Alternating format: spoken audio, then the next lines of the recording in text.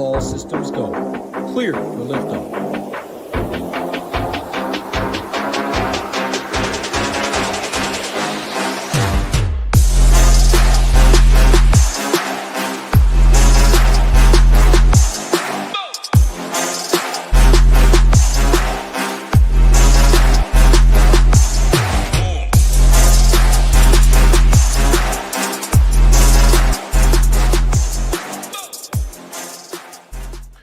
What's going on, everybody? Happy Thursday. If you're watching Friday night, I know you will not be watching Saturday afternoon, though, because these are 9 a.m. Eastern fight time. We are in Baku, Azerbaijan. 13 fights is on tap. 9 a.m. Eastern start time on Saturday. That is 6 a.m. over here, Mountain Time. I love me some early violence.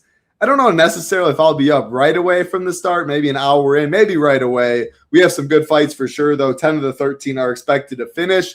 9 of the 13 fights have favorites less than minus 300. So I think it's going to be a great DFS card. I think it's going to be a good real-life card. Should see some violence. I'm excited to talk through it with you, Big Marley. How we doing this week? How's vacation? And, yeah, thoughts on this card. Uh-oh. You got me?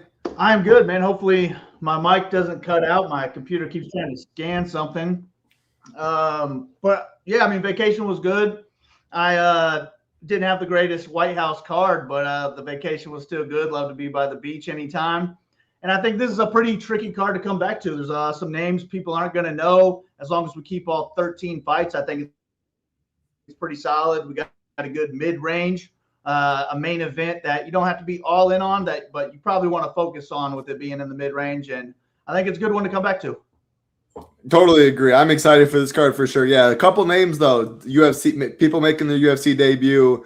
Obviously, it's across the country, so there's some American fighters on the card, but a lot of non-American fighters on the card. Again, some debuts in there. We'll go bottom to top like always and break it down. We got YSN in here. Like always, we appreciate you hanging out. All we ask is the like button and subscribe button. Helps us out a ton. Rain in here as well. I'm not sure I've ever seen you, so that is awesome. Love to see some new faces.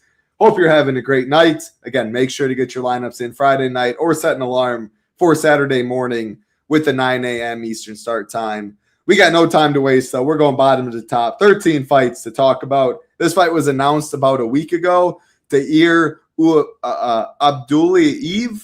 I definitely butcher names. If you guys are new here, it's probably not many of you. I do not always get the names right. People that have been here for a while, you know that. But you know the fights I'm talking about, bottom to top. Tahir Abdullayev, plus 100, taking on Jefferson Nascimento, minus 120. The only prop out right now is under 2.5, open plus 130, now plus 115. So this fight will be slightly favored to go the distance, which is only 3 on this card, right in the mid-tier. And as you can see, on Tuesday, that's when I put all these win odds up. Minus 120 was Tahir. The line flipped, and now Nascimento's minus 120. Nascimento did actually open up minus 200, though, and 4 minutes later, opened up minus 200. 4 minutes later was plus 113. He stayed around there until yesterday. He took some money. So, yeah, this line is flipped. Good amount of line movement to start. I see you have it as a 3-star. Again, I'm expecting it to be slightly favored to go the distance. How do you see this one going? Yeah, I think this one's an okay one to target because with the line movement, I would imagine that Nascimento is going to get more of the ownership. And my pick is Tahir. I don't really love either guy. I think Tahir is getting the call up because he's from Baku. So he's got the hometown advantage going for him. I think he is the bigger, stronger guy as well. But Nascimento is undefeated. He looks like he's going to have the striking advantage. I think he's going to be just a better overall striker. He's got good hooks. I think he's going to be the higher volume striker as well.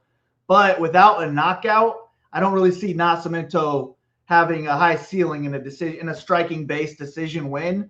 Tahir would be the one who I think has more one-shot power, but he's a lower volume striker, and he's more going to want to close the distance, land some takedowns, and I think he would do his best work in top position. I think he could grind out minutes in top control, being the bigger, stronger guy, and I also think he could land some heavy ground and pound, possibly finish the fight on the mat. So Tahir's going to be my preferred play because I think he's going to be the lower-owned one of the two. And I also love when we have fights, like 2 fights that are 8,300 and 7,900. So I like to target those even more. I think both of those fights are good to target this week as well. But Nascimento, I just think being one of the more popular underdogs, I'm okay getting some exposure to him.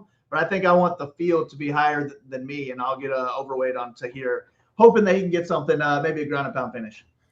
Both 8,300, 7,900 fights right now have the $400 cheaper fighter as the favorite, which is interesting. That Abus and Michael Jacek fight will get a lot more ownership than this one. The main event, 82 8K, will get a lot of ownership. So, yeah, this fight has to be low owned. And Nascimento being the cheaper fighter, now the favorite, should have him even higher owned. So it makes sense with your pick to here. He is the wrestler in this fight, too. I think he does have more upside in wins. But I will have some Nascimento for the fact of this fight was just announced last week. Here's a big guy.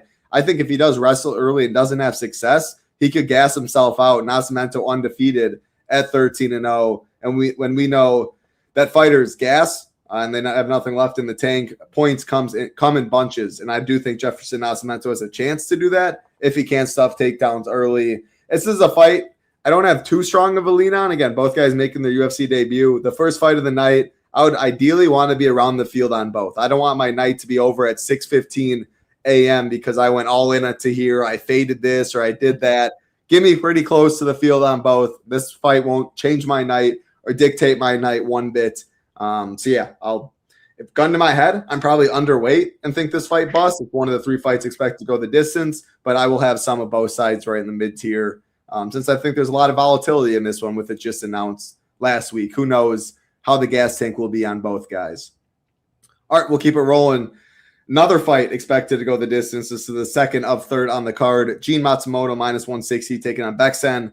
Almakhan +140, +145 for this fight to go +145 for this fight to finish, -175 for this fight to go the distance.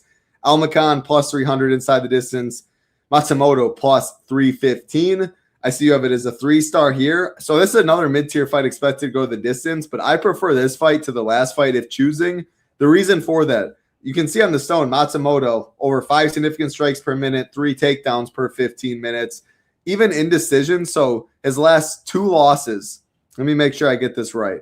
Actually, yeah, it was his last 2 losses. Last fight against Farid Basharat, 84 DraftKings points in a loss, landed 7 takedowns. And then the fight prior, or 2 fights prior to that, Rob Font also landed 7 takedowns in that fight, lost a split decision, and scored 80 DK points. If you just give him the win in those, that's 104 and 110 and 114. Definitely would be enough at 8,400 to be optimal. So he does a lot, even though if he doesn't finish, he can get there in a lot of ways. Bekzat, I have some interest in for the fact of good money line value for the price, and he has big boy power. So anytime I think he is live for a knockout as the dog, a better inside the distance prop than Gene. My pick's Gene. I think he has more tools to win. But yeah, I'm going to play both sides of this fight, and I do prefer to the first fight if choosing. I'm going to start with that question for you, though, since you have it the exact same 3-star, 3-star with the favorite getting 4 stars. So compare the fight first and then break it down. Well, that's tough. I think they're real similar because I am picking the favorite again in this one, and I don't have as much interest in the underdog. I think I'd probably be more interested in Bekzat than I would be in Nascimento because I think he would probably be a little bit lower owned, and I think he has more round 1 potential. He does have knockout power, could only take 1 shot, and Gene can be hit for sure, especially early. So I think Bekzat has decent amount of round 1 equity, but that's like the only way he scores 100+ points. He's not a high volume striker. I don't think he's going to be mixing in many, if any, takedowns at all. So I like Matsumoto to be the better, the cleaner striker, the higher volume striker, the better wrestler in this one. And he is the one who can hit 100 points in a decision win. So I don't know. I'm going to like Gene and I'm going to like Tahir. Maybe I'll have more Tahir because I can afford just more lineups with him, but I don't know. I'm going to be pretty similar on both of it, where I'll be overweight, the favorite, underweight to the underdog. And I'll have to, I mean, for me, it's a tough card to find underdogs I like. There's a few we'll get to for sure, but I haven't built too many lineups yet, but I've definitely struggled on picking underdogs that can fit with the favorites I like as well. So I'm going to be clicking on some names I don't like very much as well. I just don't think it's going to be Bekzat and Nascimento. Yeah, that's fair. They definitely will be in my, like, if a lot of the lower tier dogs lose, you can see a lineup with the main event, Nascimento, Almakhan, Michelle Olajaychek, or a boost. Like, the mid tier is strong where you can make that work. Hasanov, Nolan, minus 215 to finish right there, minus 140 to finish, 85, 7,500. So if you don't like many cheap dogs, you can absolutely pound the mid tier and right around the mid tier because there's a lot of closely lined fights there. I prefer Nascimento to Almakhan and Gene Matsumoto to Tahir personally. But yeah, I think I view them as very similar fights as well. Again, we're kicking it off with two of the three fights expected to go the distance. All the other ones are expected to finish on the card. So naturally, not the best fights to target, but I do think there's paths on both sides like we've been talking about. Almakhan with the power, Matsumoto, 80 and 84 in a loss is pretty impressive. All right, let's go to the second highest price and the second biggest favorite on the card. Daniil, Donchenko minus 460 taking on Theodor. Berggren plus 360. Minus 350 for this fight to finish. Donchenko minus 240 inside the distance. Berggren plus 550. Donchenko round one plus 165. So looking at Donchenko, he opened minus 1,200. 4 minutes later was already minus 476. Got up to minus 525 and is now minus 460. As you can see on Tuesday, Daniil was minus 525. Theodor is taking some money now. It's minus 460 plus 360. The over has also taken some money. The fight was minus 400 to finish on Tuesday. Now minus 350. I'll let you break this one down first. I see 5 stars and 1 star. So I assume you're going on the Theodor side. 4 stars. 1, 2, 3. Yeah, no, 5 and 1. 5 and 1. I'm changing it right now to 4 and 2 because I am a little bit interested in Theodor as a cheap underdog who could help me get up to like the Yakhyaevs. But I like Donchenko to win the fight. Theodor's taking this fight on short notice. Both guys are strikers. And I think that Theodor's going to be a little bit lighter on his feet. He should stay at range and kind of pick his points. But I don't see him knocking out Donchenko to have a high ceiling. And I really don't see him wrestling much or striking at a high pace. I don't think he's going to score well, even if he wins. But he's like an underdog who is 6,800, who I think could score 30 in a loss. And maybe he could get a shitty decision and get the win. But Donchenko, primarily a striker too. I just think he's going to have a lot more behind his strikes. I think he's going to be the one marching forward, just kind of bullying Theodor on the feet. And I think those shots will end up adding up the longer the fight goes. And I think he'll put him away late, especially taking this fight on short notice to make his UFC debut. I just think Donchenko's too good, too much, too soon for him. But I think that the line, when I first saw the line, I thought it was a little bit wider than I figured it would be. So that's kind of what makes me think Theodor's a little bit in play for $6,800, where they're both striker versus striker. He kind of gets the stylistic match that he wants. Just a way tougher fight than he's ever had before. But Donchenko's the pick. I would rather find another $100 to get up to Yakhyaev. But I do think Donchenko could score 100 plus as well. Yeah, I'm definitely team Yakhyaev over Donchenko, and that is going to be a decision. And it's kind of hard to pay all the way up. It is, but it isn't. There's enough live dogs on this card. The mid-tier strong, but paying 9,500 or 9,400 is a lot. I don't love the idea of double spending. And I'm just going to find myself, Yakhyaev will be higher owned if you leave the 100. It is a way to get different. But man, there's a lot of line movement on the, Berggren side. And Yakhyaev has legit first minute upside in this one. Yakhyaev, I believe, is minus 135 in round 1. Donchenko is plus 165. That's a big difference. Plus 165. Let me just make sure. Yeah, plus 165 still. If he gets a round 2 knockout, the odds that him being optimal are below 50%. Third round knockout, you almost need 3 knockdowns or something like that. Again, that's a lot of line movement coming in on the Berggren side since open at minus 1,200. He's my preferred play at 6,800. If he wins, I'll take any win. His win equity, 21% at plus 360. He's going to be half that ownership. And I don't love too many dogs way, way down there. So 30 in a loss, you'll take Berggren's 30 in a loss over Donchenko's win almost any day, unless the fight's just an absolute war with crazy knockdowns on both sides. But 6,800 opens up a lot, especially if favorites or majority of favorites win on this card. And Donchenko, even if he scores 105, that might not be enough. I think Yakhyaev scores more than that. So I'm not saying X Donchenko, but if I was playing like 8 teams or less, I don't see myself playing any Donchenko. In larger field stuff, if you do want to go Yakhyaev down to Donchenko, leave 100 plus and chalkier teams, I'm fine with it. But in a vacuum, I definitely am on the Yakhyaev side. But yeah, I like Theodor a little bit at 6,800. All right, we'll keep it rolling. Good fight right here. Javier, Reyes, and Kaan. Ofli, Reyes minus 230. Ofli plus 195. This fight is minus 150 to finish. Reyes plus 120 inside the distance. Ofli plus 360. A lot of line movement on the Reyes side. As you can see on Tuesday, Reyes minus 163. Now he's minus 230.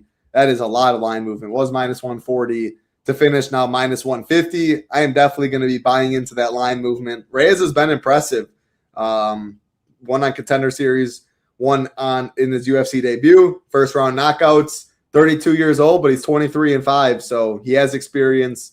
He has power. He's solid on the ground.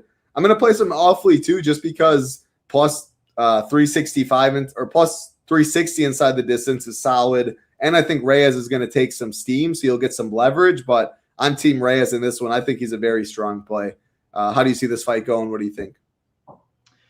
Yeah, I think we kind of have striker versus grappler in this one.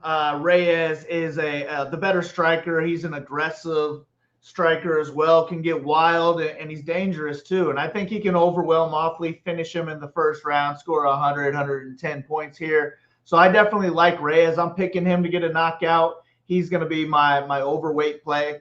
But I do think his wildness and aggressiveness could work against him with a wrestler like Ofli. I think that could lead to him getting taken down. Ofli, decent grappler. I think the submission is really in play in any round. And I also think he could land multiple takedowns, land a lot of top control time. It's just that he can't really – I don't think he can strike with Reyes early. So he's got to wrestle early or survive the early storm, and I think he could win grappling late. So I am going to play a little bit of Ofli. It'll be more so as a hedge to my Reyes. I do want to get overweight to Reyes. Although, I mean, I guess with the line movement, he's going to get a little chalkier with it as well. I liked him more so at his earlier price, I guess. But I just don't feel great about Reyes winning a decision, and I also don't feel great about him scoring well in a decision. I just picked him to win with the first-round knockout. If that happens, he's on the optimal end. Yeah, no, I don't think he probably gets there in a decision win either. And again, this fight is only minus 150 to finish, but a lot of line movement on his side that will lead to higher ownership, which only makes me like Ofli even more. It's like you think of it differently usually, like, oh, money coming against Ofli, why do you like him more? Because I think the ownership discount will be greater than what it should than if it was still minus 163 plus 143.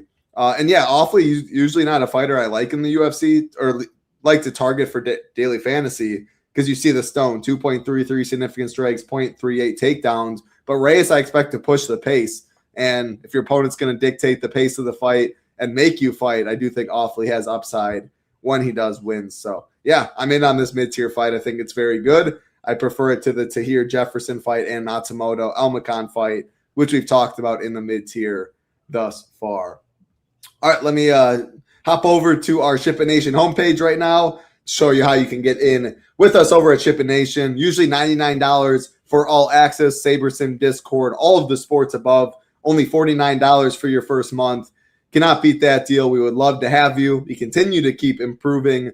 The PGA, the Stone 2.0 is really, really cool. You can like plug in Scotty Scheffler, see what it leaves you with salary. Here, let me just show you real quick. Maybe we'll have this in some other sports, but look at that. You plug in Scotty, Spieth, it shows how much per player, percent ownership. You can optimize the lineup and it fills in. You can sort. A lot of cool stuff. PGA has massive prize pools. Of course, we got MLB, the Slate Station, MMA, projections, ownership, the Stone, which we show, Slate Plan, tier rankings, fight rankings, core reports, FanDuel, DraftKings. NASCAR is big. Contest on Sunday. Next thing you know, NFL is going to be back. So we absolutely would love to have you. If you do want to try us out for a little cheaper than $49, bottom left, join the nation. You can get in as low as $19 for 5 days. You get Discord and SaberSim. If you're like, I just play MMA and that is all I want, to the far right, single sport, MMA. We also have that option, less than $1 a day for all of our content, just $20 more if you do want to add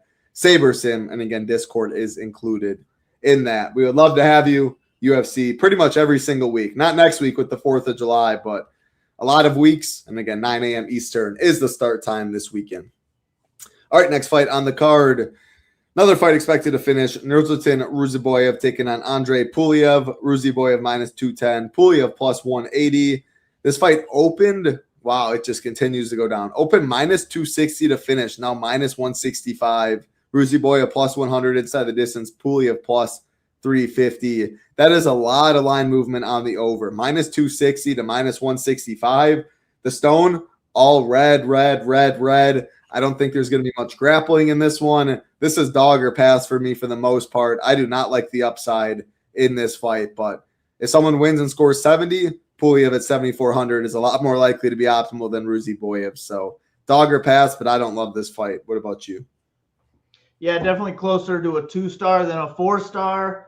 Ruziboev, I think, is the better overall fighter everywhere, but he's going to really rely on an early finish because he's just more dangerous everywhere, and he's not active enough for him to score well in a decision. So we just need that early finish. And I think he could get it on the feet or the ground. So I'm okay playing a little bit of Ruziboev. But, man, when I'm paying that much money, I do like people who can score minute to minute, and I just don't think he is that. And I think since he's not that, that is what puts Pulyaev in play. I think he could win minutes at range, just going strike for strike.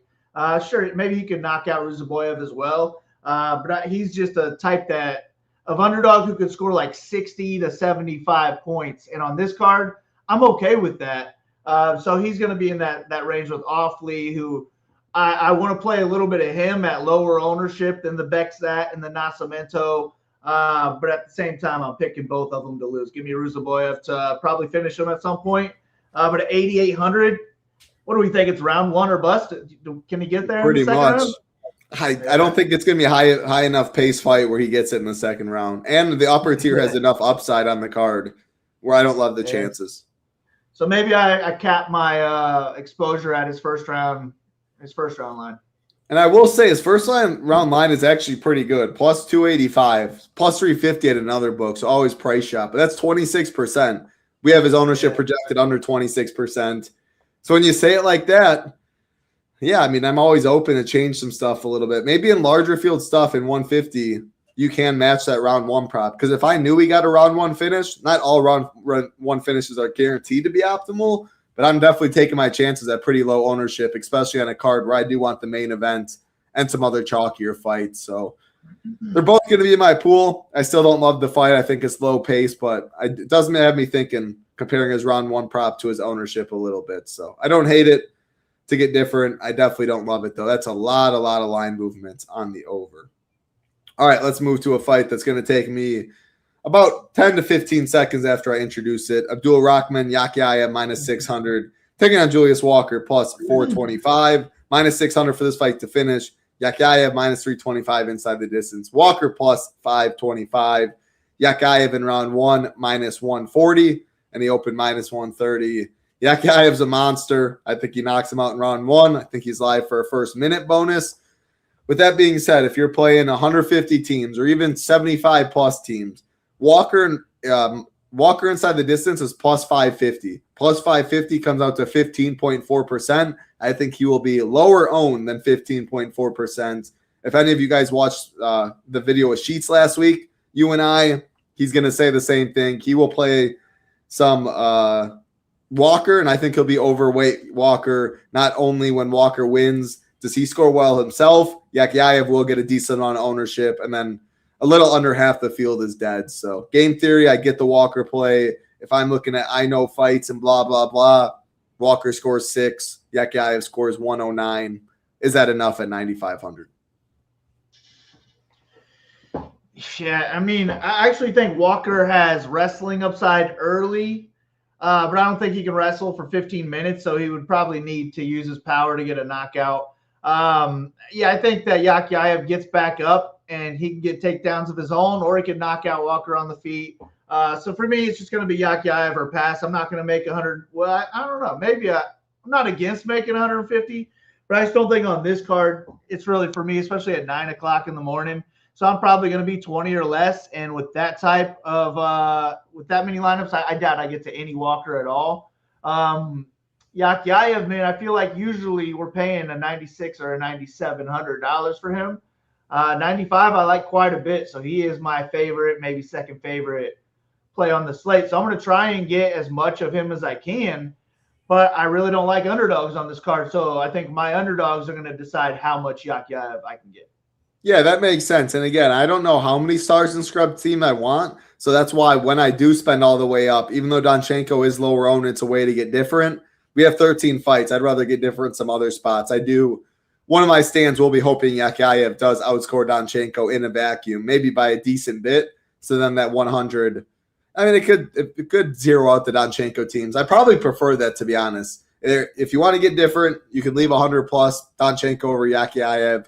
I think most of my Donchenko teams, though, I want to leave $0 because I'm just going to pretend I know fights more than game theory or whatever this week, which usually not the way I want to do it. But I think Yakhyaev outscores him a lot more times. So I want to be on that side when I am spending all the way up. What's up, Mateus? Good to see you. Hope you're doing well. All right, we'll keep it rolling. Again, all these fights are expected to finish until a couple more later. We have Farman Hasanov taking on, I definitely butchered that, Hasanov, I'm going to say that, taking on Eric Nolan. Farman minus 170, Nolan plus 145, minus 215 for this fight to finish. Farman plus 115 inside the distance, Nolan plus 235. Talking round one props, Farman plus 300, Nolan plus 650. I think this is a great fight to target, right? Kind of in that mid-tier as well, minus 215 to finish. I mean, Nolan seems like my preferred play because he's 1K cheaper. We need dogs. The money line's good. The inside the distance is good. I think Farman's a lot more likely to wrestle, though. He's only 5-0. It's a fight I'm going to be playing both sides of. If you do want to avoid stars and scrubs, you can load up 8,600, 7,600, and then just keep getting closer in salary in the mid-tier. There's a lot of strong fights that can score pretty well. So I'm in on this one. Prefer Nolan if choosing. What about you? Yeah, I'm okay with this fight. I think it's closer to a 4-star than a 2-star. Hasanov, he looks like a powerful striker and a good wrestler. But another one where I don't see him landing a bunch of volume on the feet. I think it would come down to him landing a big shot if he's going to be striking in this one. But he could score on the ground, minute to minute. My worry with him would be his gas tank. I think that he could start out hot, do really good early, and then slow down. And I think Nolan is the one that would fight for our money, be around in the second and the third round, maybe even win those rounds. So the way I see it is Hasanov has the 100-plus first-round equity. But if Nolan makes it out of that first round, then I would start wishing that I had more Nolan exposure. And I think he is live to just win on volume, being the more scrappy guy. Maybe even in round 3, he could wrestle if Hasanov is gassed out. So I'm cool with either side of this fight. I prefer – gosh, I don't really know. I guess I would prefer Hasanov if I'm just starting like with a hand build, see what I can do with it, and then drop down to Nolan. But I feel like that's what I'm going to end up doing. And when I don't like underdogs, I feel like I'm going to click on Nolans and Oflis and Pulyaevs, as long as I don't have the opposing fighter already in my lineup. So all three of those underdogs, very similar to me. I do think Nolan is my favorite that we've talked about so far, though. You're on mute. Mute donkey. I always separate like in the tier rankings over here at Chip Nations. You can see I go 8,600. There it is. 8,600 plus, 85 to 77, 76 and below. Eric Nolan is my favorite fighter, 7,600 and below. I do expect to be overweight. And I do think Farman's ownership has to stay in check to an extent with a lot of good fighters priced around him. And he's plus 115 inside the distance and plus 300 in round 1 with wrestling upside. Minus 215 for the fight to finish. I'm playing this fight. I hope ownership does stay in check. I want to be overweight. Let's go to another fight. Expected to finish. Good mid-tier fight, 8,300, 7,900. The 8,300 fighter in a boost is a slight underdog at minus 103. Michael Olajaychuk, minus 117. Minus 325 for this fight to finish. The slight underdog, better inside the distance prop, Abus plus 110, Mikey O plus 175. Round one props, Abus plus 300, Mikey O plus 325. As you can see, for the fight to finish, open minus 400 was minus 400 on Tuesday, now minus 325. So some over has taken. So the over has taken some money. Man, so struggling over here trying to talk today. I don't know what's going on, but we got Mateusz on Mikey O, the Polish power, even though that is Jan Blachowicz, but he is Polish. He has some power. He has great body shots. Can he stuff takedowns, though, I think is the key in this fight. What are you doing? Yeah, I'm going to be playing Michael O. I like both sides of the fight. I just think that Michael O is going to be the better boxer, the more powerful striker. He's been picking up his volume as well, which I always like to see. But I also think he's the one who will fight for your money late. Not only that he's got better cardio, but Abus is a quitter. If it starts going Michael O's way, I think Abus will look for the door. And maybe that's a second-round knockout or a third-round knockout just based on that. But the Polish power could be a round one knockout as well. So there's a wide range for Michael O in this one. I picked him when he was an underdog, though, so he was already my favorite underdog pick. Like before salaries were released, I'm like, all right, well, I'm going to have to get Michael O in my freaking lineup because I don't like any of these other guys. So that's what I'm going to do with my first lineup. At least I know Michael O is going to be in there. But Abus is a good striker at range. He's talented. His upside would be grappling. He would probably need a submission, though, because I don't think he could wrestle and grapple for a full 15 minutes. Even if he is wrestling and grappling heavy round one, doing really good, I would imagine that just boosts up his quick tank as well. So give me Michael O to get a knockout at some point. I also picked Mikey O when I did these. Again, on Tuesday, you can see it was minus 130 a boost, Mikey O plus 110. I was on Michal Jacek. I was surprised to see him the underdog when I looked at the odds. But, I mean, yeah, people, I guess, saw it the same as me, and now the line is flipped. With that being said, I mean, we play daily fantasy, a salary ownership-based game. So even though I'm picking Mikey O, I am open to changing in this fight. If I think ownership's like 37% Mikey O, 25 Abus is by far my preferred play then. I think the ownership would be too wide of a gap. Abus, the wrestling upside. Abus, a better inside the distance prop.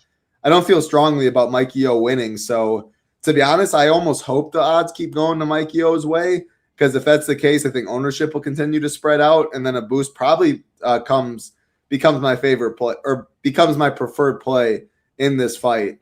I don't love to see the overtaken money, but I mean, a boost wins a decision, he can easily score 100 plus. And Mikey O wins a decision, I'm not sure it really gets there. I'm thinking if I know right now he wins a decision, I think a boost probably wins round one wrestling. Mikey O stuffs takedowns, wins 2 and 3, and if that's the case, the fight probably busts. So by no means all-in fight. Mikey O the pick, but a boost might be my preferred play. I have to see where the line's going and projected ownership. Where you project this fight's ownership to be is very important. Yeah, good one to target, though, in the mid-tier for sure. Let's go to another great one to target, a 5-star for the man, Mr. Marley. Minus 280 is Ikram Aliskerov. Plus 240 is Bruno Ferreira. Minus 400 for this fight to finish. Aliskerov minus 160 inside the distance. Ferreira plus 285. Aliskerov round one plus 195. Ferreira round one plus 450. I mean, yeah, I totally agree. You have 2 5-star fights, and it's this one in the main event. I would also have 2 5-star fights. It would be this one and the main event. I think you load up on both sides. I think Aliskerov wrestles in this one and dominates on the mat. If he doesn't, he can knock out Bruno, but that is where Bruno is also most live, is on the feet to get a knockout too. Great fight to target. I don't think many other things need to be said on my end, so take it away. Yeah, Ferreira, 100-point upside as an underdog. He's got big-time power. Could knock out Aliskerov in the first round, and then it becomes a no Ferreira, no cash type of night. I don't really want to fade that, but I do think that the ownership will be there for him.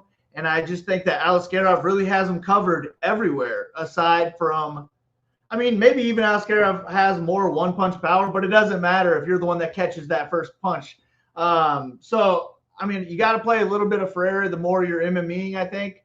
But Aliskerov, at 9,100 for $400 cheaper than Yakhyaev. I just think he's going to be one of my highest owned plays on the card because he could knock out Ferreira in the first round because he's got just as much power.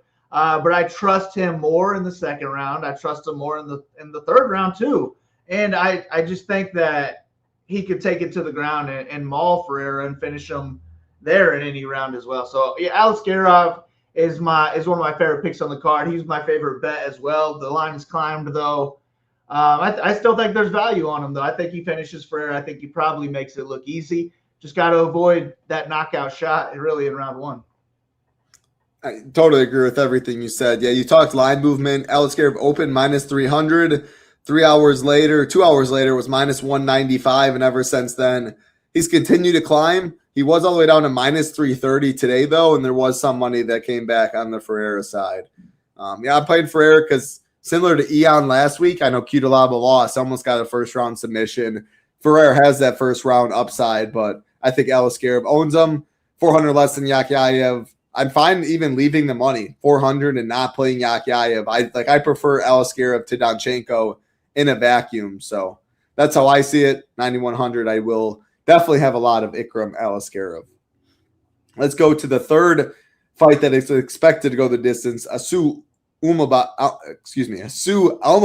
minus 290. I really can't talk. Charles Johnson plus 245.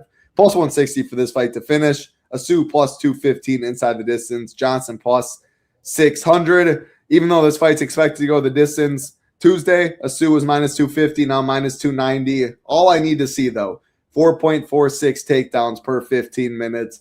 That automatically will have my attention. I think probably the most upside on the card, I don't know, Yakhyaev because the first minute bonus, but like Almakhan could go out there like Cody Durden did or Yakhyaev did and land 10 plus takedowns and absolutely nuke this slate. So at 8,900, it's an easy click for Asu Almakhan. Charles Johnson feels like a floor play, but the dude knocked out Joshua Van and Lonnie Kavanaugh. So that's like kind of all I need to say about him. On his best day, if he's beating them, he can beat Asu. So yeah, I'm going to play some Asu. I'm going to play some Johnson. I definitely prefer Asu Almakhan though in this one because 8,900. You can go Yakhyaev down to him. You can go Almakhan down to him.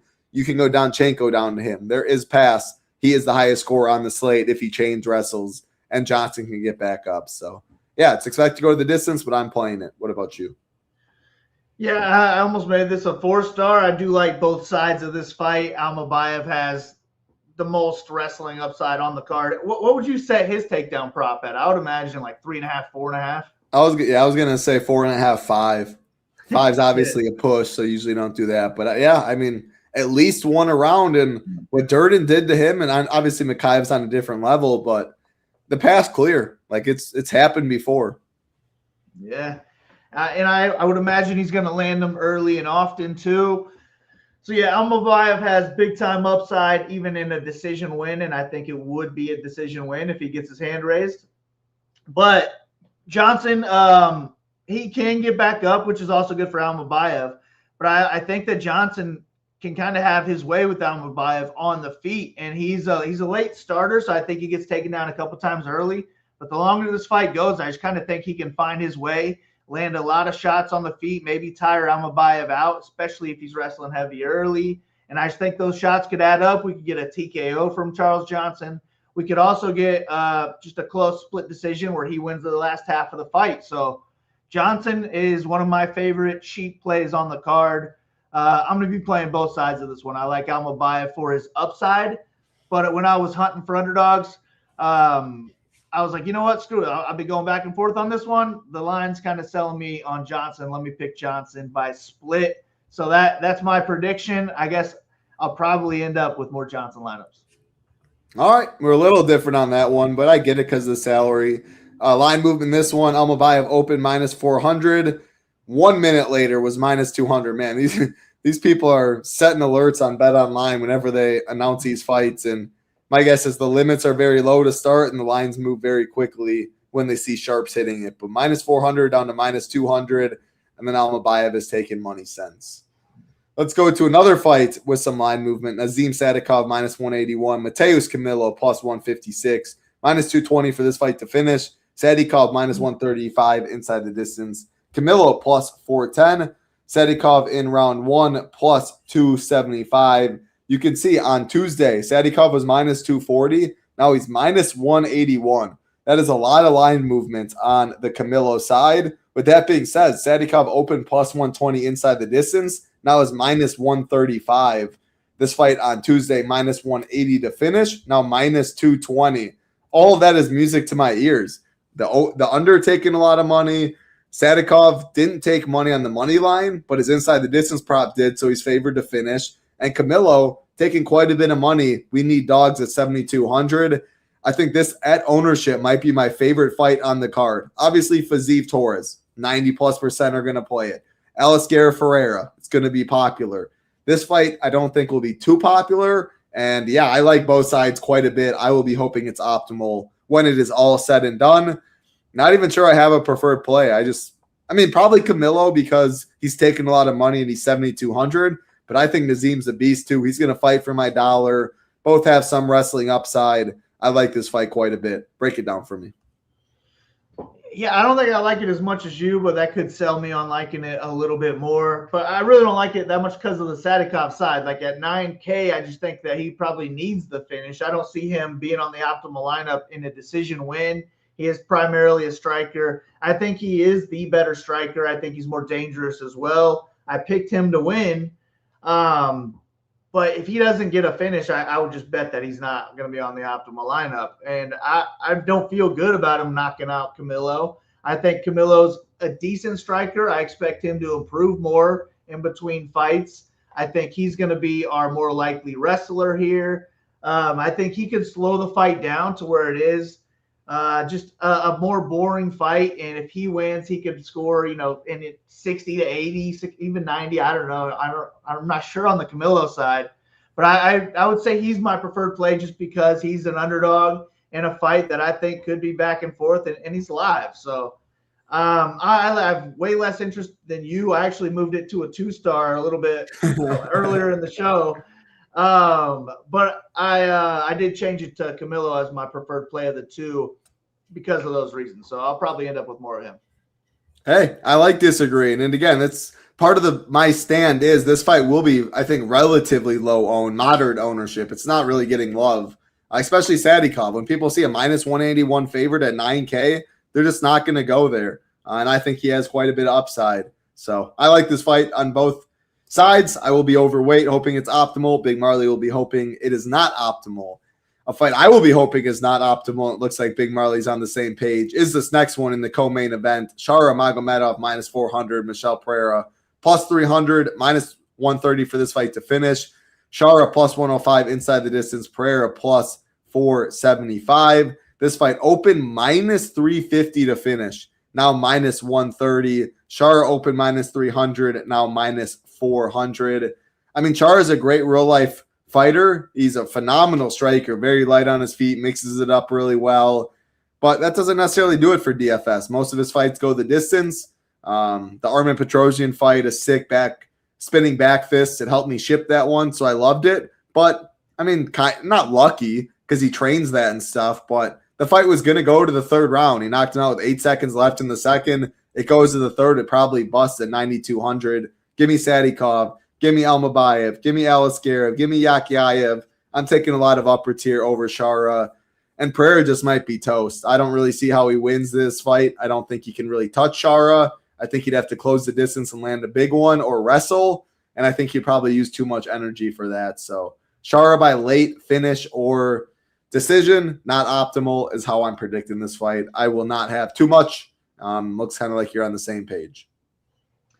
Yeah, I don't really care too much for this fight because I'm picking Shara to get the win, and I see him similar to Sadikov, where he can land some decent volume on the feet, but I'm not expecting him to get any takedowns, and if he's not going to get a knockdown or a knockout along the way, I just think it's going to be tough to be on the optimal lineup at $9,200, especially when you got to compete with Yakhyaev, who I think is going to score pretty damn well, and, Alisqueira and these other guys. So I'm just going to hope that Magomedov does win the fight and he scores, in the 80s or so, and that probably isn't going to get it done.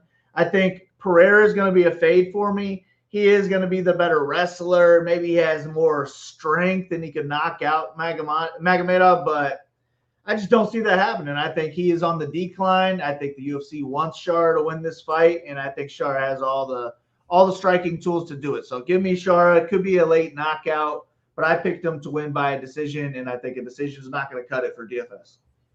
We see it the exact same. I mean, yeah, Michel Pereira is only 32 years old, but one of the older 32-year-olds, 32-14 pro record. He has taken a lot of damage, been in plenty of fun wars, and yeah, it's definitely catching up to him. So we see this fight the same. We'll be hoping it is not optimal.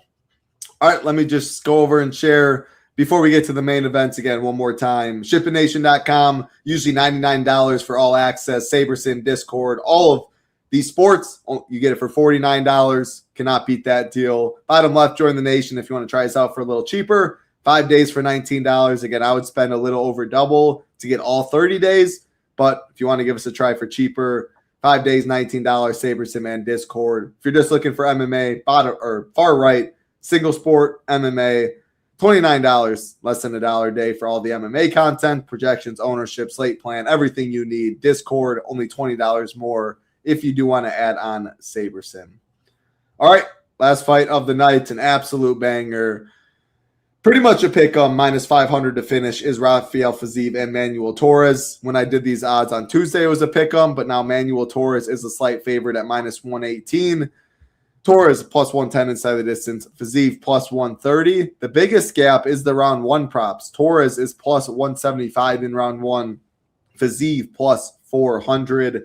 19 of Torres' 20 fights have gone or have ended in round one. That is a wild number. 19 of his 20 fights have ended in round one. El Loco, that is definitely what Manuel Torres is. He's going to walk forward. He's going to throw bombs. I don't do this often, and it's not a confident pick, but I think Fiziev's the more technical fighter, the better fighter. But sometimes I do think craziness, loco-ness, just fuck everything. I'm going to walk forward. I'm going to land a bomb, and I'm going to win this fight. I think that's what Manuel Torres is going to come in and do. Obviously, Fiziev has torn his ACL. He's 33. Very talented, very skilled.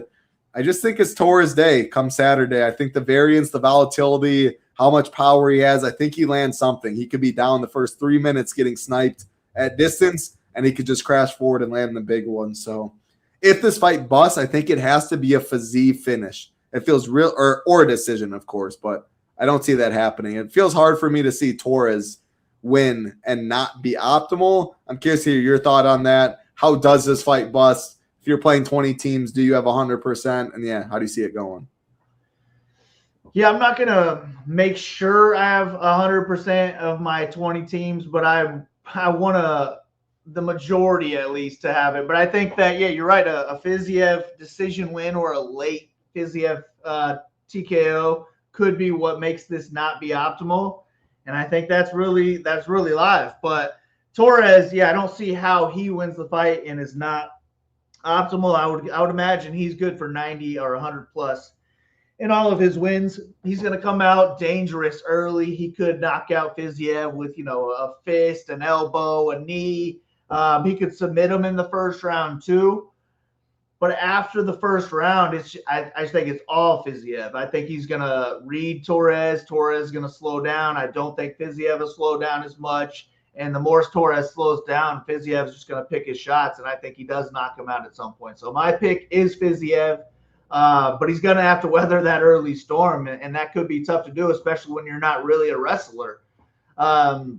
So I have it as a 3-3 because I'm not confident about my Fiziev pick. I think it could just be over before Fiziev even gets a chance to show his skills. And I also kind of hate making hand building a Fiziev lineup, be like, okay, that looks good. But should I duplicate it and then just throw in Torres? Because that's what I would really want going into the main event if I'm live with that Fiziev lineup. So that might just put me with duplicating almost all my lineups and making Torres my preferred play.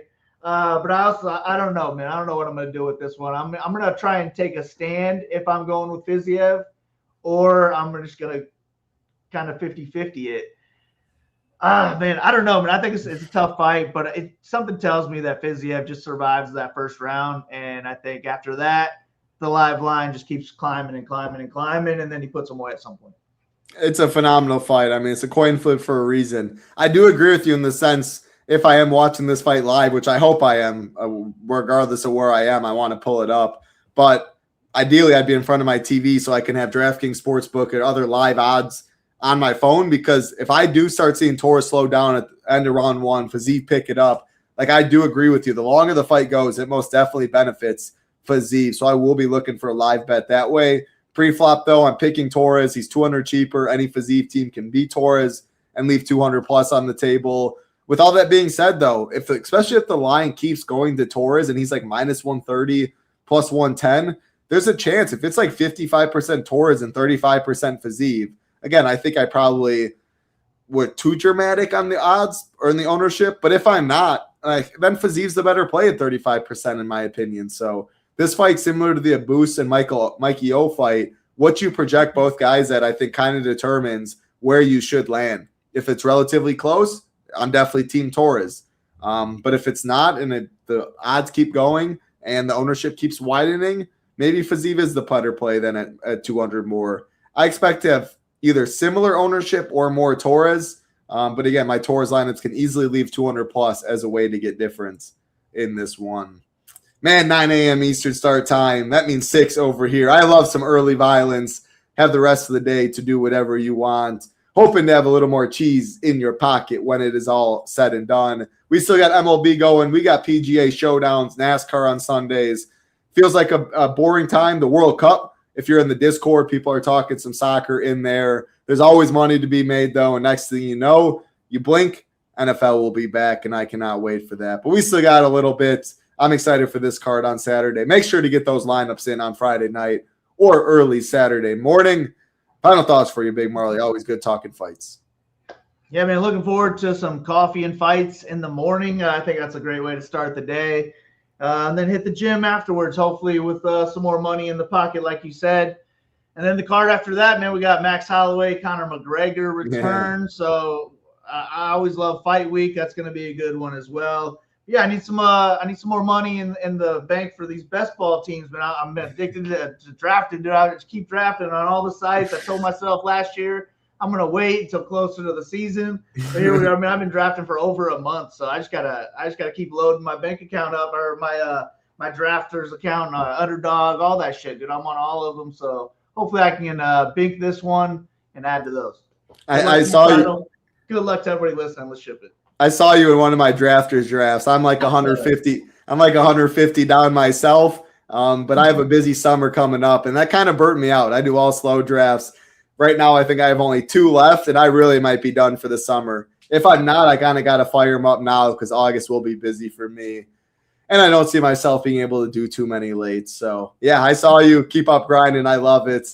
I'm at the point. I'm almost burnt out this year already. So hopefully I got a shipper sitting right now on one of the 3 sites. But yeah, we also do have an NFL Best Ball Discord channel in there. If you are in our Discord, you can ask any questions if you do want to do that. Good luck, everybody. Again, make sure to get your lineups in. Be safe. Enjoy your weekend. For Big Marley, I'm Titletown. Good luck. Peace.